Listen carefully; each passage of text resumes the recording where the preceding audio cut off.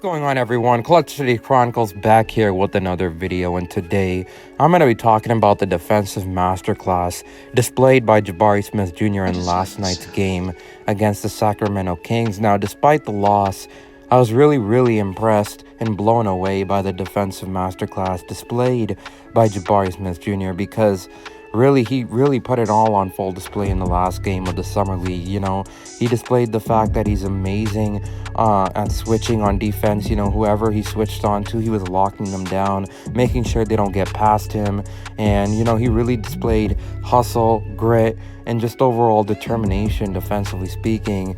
And that's really key. And I said this before, whenever your shot's not falling, you got to impact the game in another way in order to be successful in this league. And Jabari Smith Jr., whenever his shot's not going to be falling, or even when his shot is falling, he's always going to be a reliable source on the defensive end. And that is really key for the Rockets moving forward, as I do believe he will fill that void in our front court, where last year we just did not have size, length, versatility, nor do we really have that kind of a guy that can go out there and truly guard 1 through 5 like Jabari Smith Jr. So really, the Rockets as a team just got a lot better. I always said this and I'll say it again, Jabari Smith Jr. is the best possible fit in this draft for the Houston Rockets, simply because of his perimeter shooting and the fact that he can go out there and be extremely switchable defensively speaking.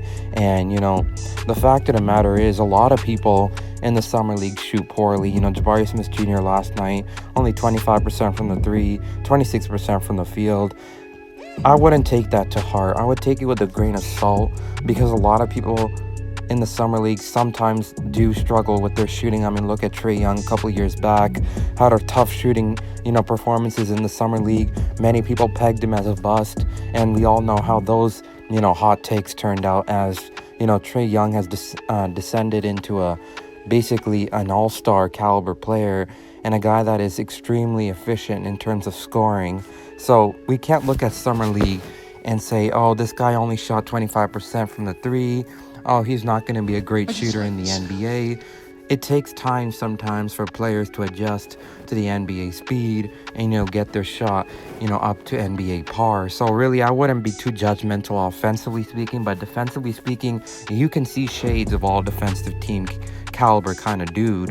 And I think Jabari Smith Jr. has definitely earned his nickname of Jabari Locksmith Jr., as he truly does lock down whoever is in his sight. So really, the fact of the matter is, I'm real excited to see how Jabari Smith Jr.'s rookie campaign goes.